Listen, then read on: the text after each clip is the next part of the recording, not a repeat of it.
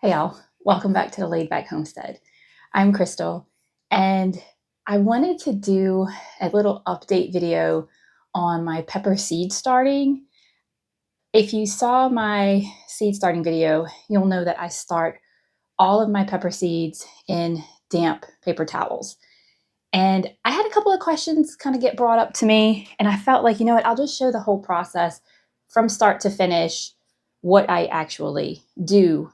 And I have tried starting pepper seeds a lot of different ways, but I find that this way is kind of the easiest, and I don't have to buy a heat mat. I don't have to worry about taking up space in my seed trays for seeds that don't want to actually germinate, because peppers can be a little bit tricky in that they can take a while, especially if their conditions aren't, exactly how they want it.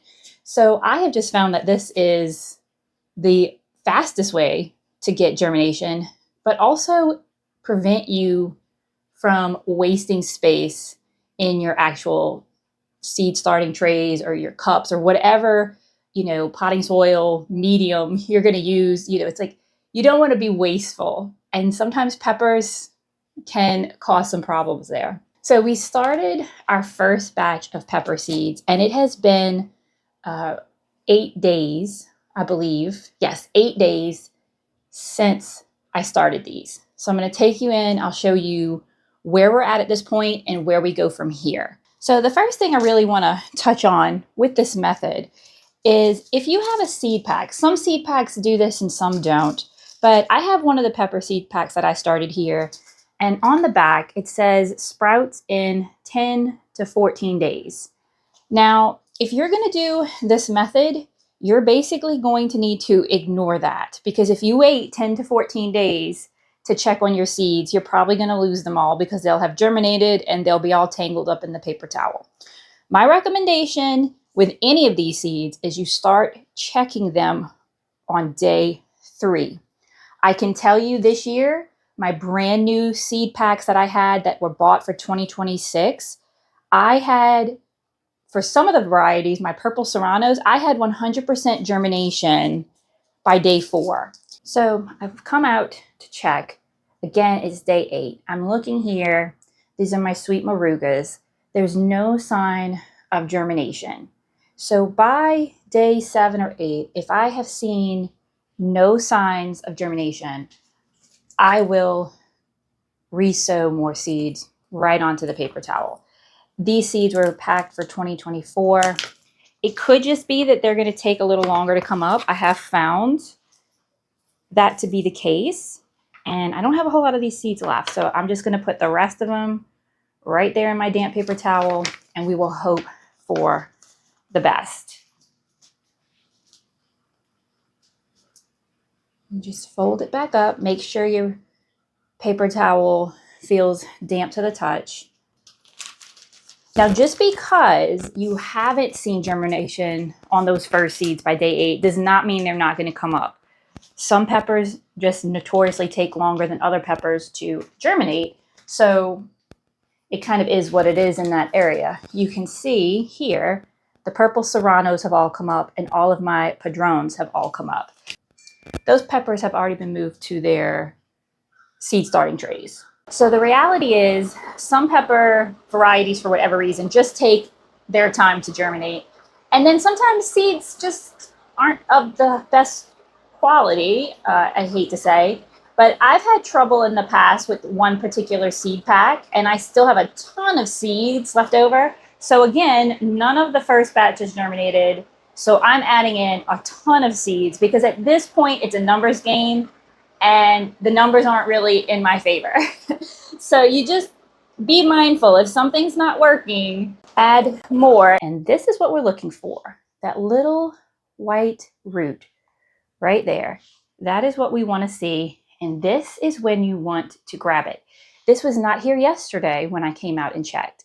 That's why I say once you get started, you do have to be diligent, because every single day there's going to be something new going on. So I'm going to take this and I'm going to go put it into my seed tray. So here I have a 36 tray, seed starting tray, and I just make a little indention. Now you don't have to use tweezers. I do just because it makes me placing the seed in there easier. And you want to place it with that little white part down. And I just drop it in there. Now, this year, of course, it's me. I'm running an experiment. My potting soil has been really woodsy. So I'm actually starting one set of these trays my old-fashioned way, where I would just cover this with dirt. But this one, I was actually able to find some vermiculite. So I'm going to do this whole tray with just an indention, seed in, and some vermiculite on top. And this tray over here, you can see, is being planted out in the more traditional fashion. So let me grab my vermiculite. This is the first time I've ever used vermiculite, so this should be interesting. So if you're not familiar with vermiculite, I was able to get this bag. It's not the cheapest thing in the world. I think this bag was, like $20.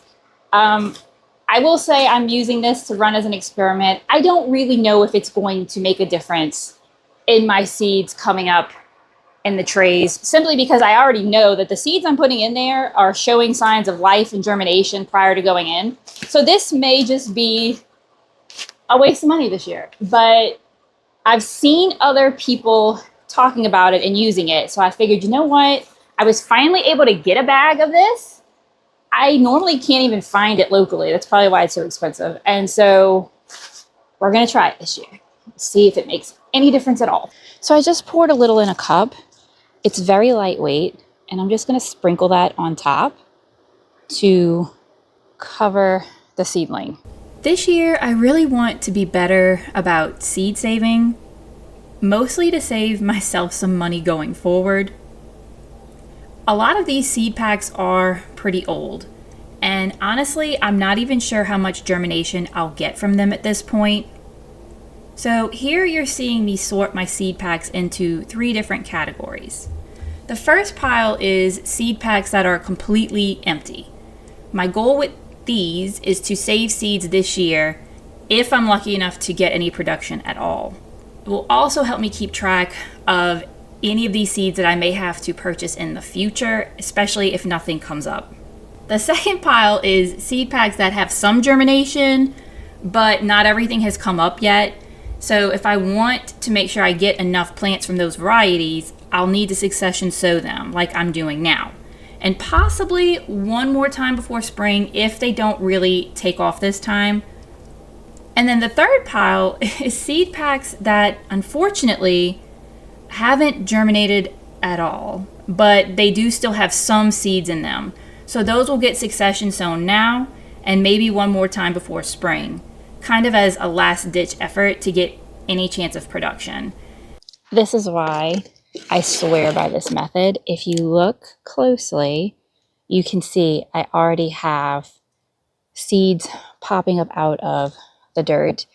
And let's see back there, right there.